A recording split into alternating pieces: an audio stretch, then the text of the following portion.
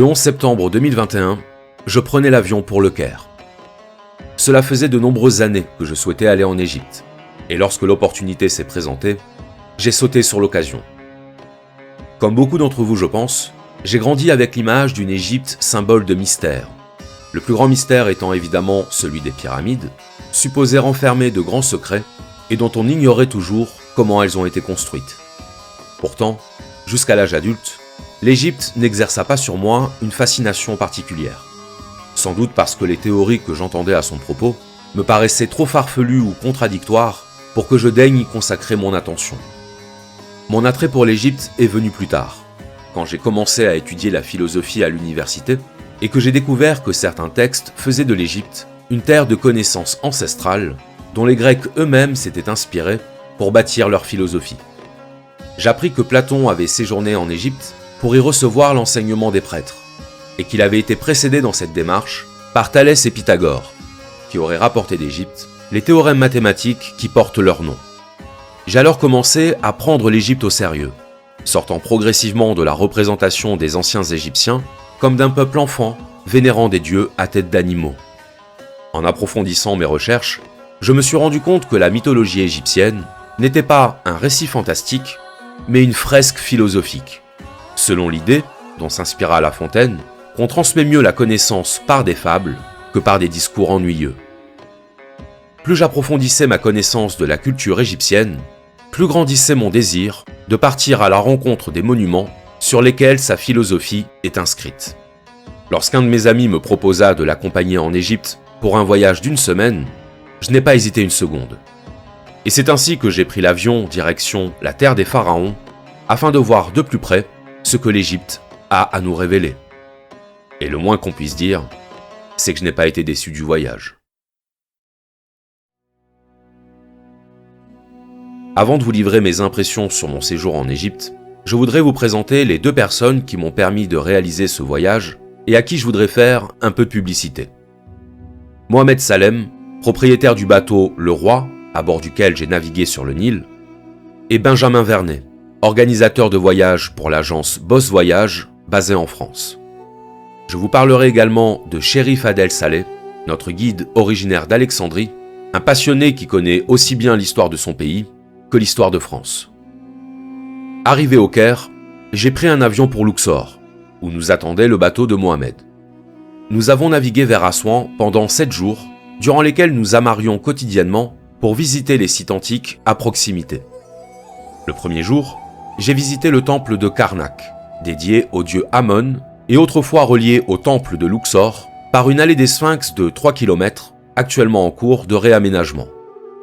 Ce qui frappe immédiatement quand on arrive à Karnak, c'est la hauteur impressionnante jusqu'à laquelle la pierre s'élève. Face à l'obélisque d'Hatchepsout, de 30 mètres de haut pour un poids de 325 tonnes, on se transpose forcément dans les conditions de l'époque pour imaginer comment ils ont bien pu s'y prendre pour l'ériger. La deuxième chose qui saisit le visiteur en Égypte, c'est le foisonnement des détails et l'impossibilité de s'arrêter sur chacun d'entre eux, et qui fait qu'on passe son temps à tourner les yeux autour de soi avec l'espoir naïf de réussir à tout voir.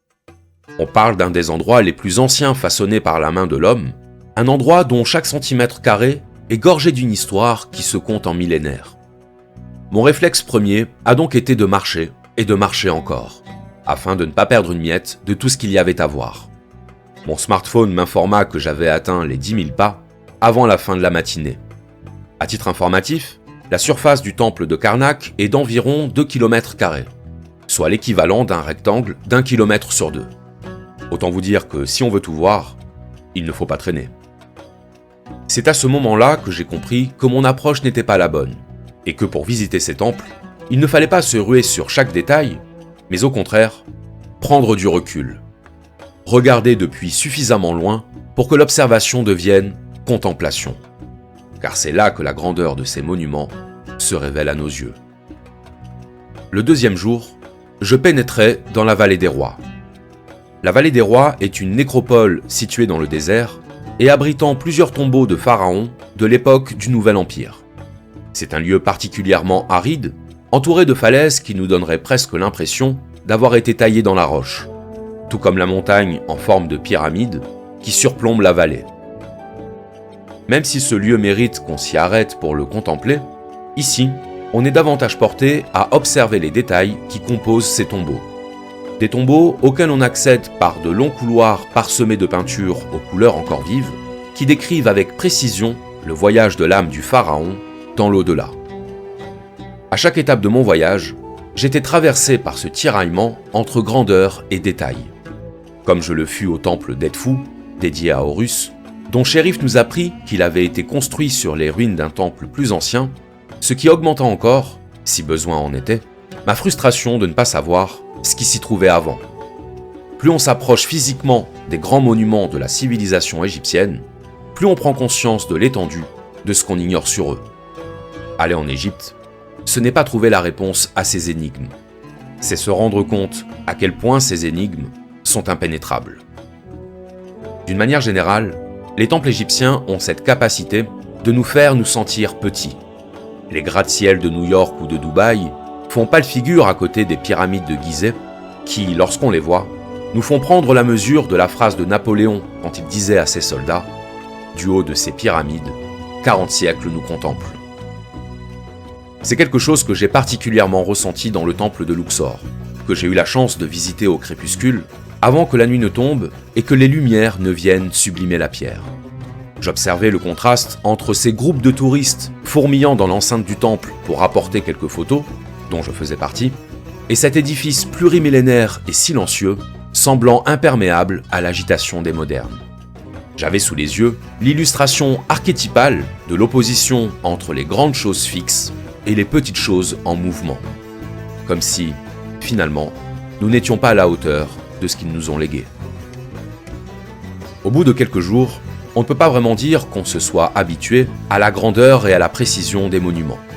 Car plus on en découvre, plus on prend conscience de la constance des efforts dans le temps qu'il a fallu aux anciens Égyptiens pour les bâtir. Luxor, Karnak, Edfou, Philae, sans parler de Gizeh.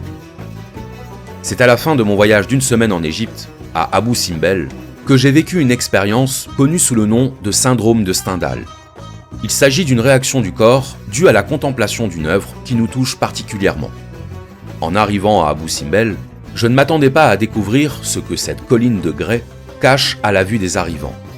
Alors que j'étais en train de régler ma caméra, j'ai levé les yeux et me suis retrouvé nez à nez avec les 4 statues géantes de Ramsès II qui surmontent l'entrée du temple. J'ai été physiquement stupéfait.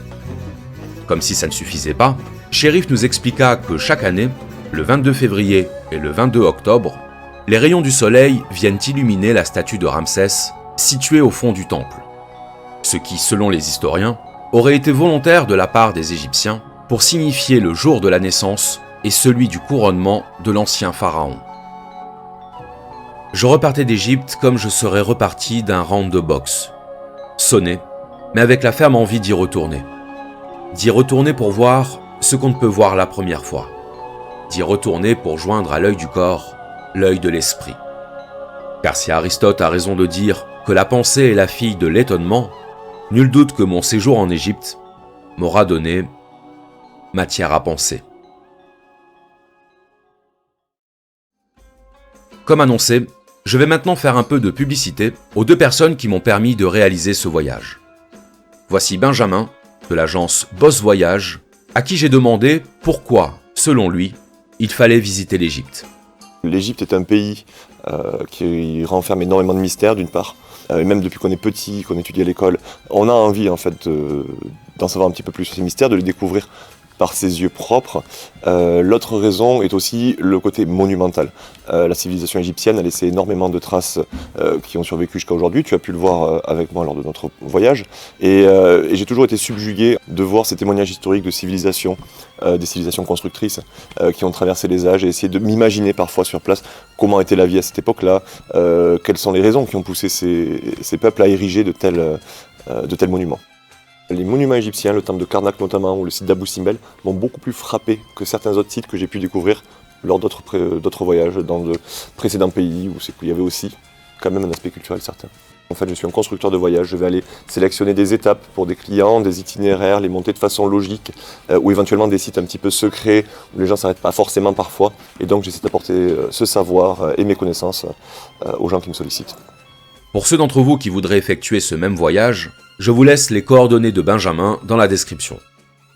Voici Mohamed, propriétaire du bateau Le Roi, sur lequel j'ai passé plusieurs jours à naviguer sur le Nil entre Luxor et Assouan. Pour le remercier de son invitation sur son bateau, je lui laisse la parole pour nous présenter son activité et son rôle de médiateur culturel. Nous sommes à bord du Dahabeeyah Roi. Nous naviguons entre Luxor et Assouan. L'idée du Dahabeeyah Roi, c'est de maintenir une navigation agréable et de profiter au maximum, c'est ouvert vers l'extérieur. Comme vous pouvez le voir, nous avons la chance d'avoir des paysages millénaires sur le Nil. Et ces paysages-là, nous, on est amoureux un peu, c'est notre passion. On essaye de faire découvrir l'Égypte avec cette façade-là. Une façade tranquille, une façade de qualité, une façade d'un voyage inoubliable. Je le dis toujours à certains de nos voyageurs, nous sommes des créateurs de souvenirs. Dahabeeyah Roi, c'est pas le type de bateau où on a une soirée danse du ventre le soir, mais vous avez une conférence. On développe, si vous voulez, ce tourisme loin de la masse et en même temps un tourisme responsable. Moi, je veux aussi responsabilité. Nous avons ici à bord 23 personnes qui travaillent pour 16 clients maximum, tous de Luxor et d'Assouan. Ce sont des natifs de la région qui vivent là des moments avec nos voyageurs et qui font découvrir aussi leur pays, leur région. L'image clé qu'on essaie de donner du Dahabeeyah Roi et du programme du Dahabeeyah Roi, profiter au maximum des visites et des paysages du Nil dans la journée. Il n'y a pas mieux que de faire visiter un pays en prenant le temps. Et là, avec le Dahabeeyah Roi et le programme que nous avons, on arrive à prendre le temps et à mieux découvrir un pays comme l'Égypte. Merci Mohamed, et au plaisir de te revoir en Égypte. J'espère que ce bref carnet de voyage en Égypte aura éveillé votre désir d'en savoir plus sur les fondements de cette civilisation. Et pourquoi pas, de vous rendre sur place pour vivre cette expérience. Car la flamme de l'esprit revient toujours vivifiée d'un séjour sur la terre des énigmes.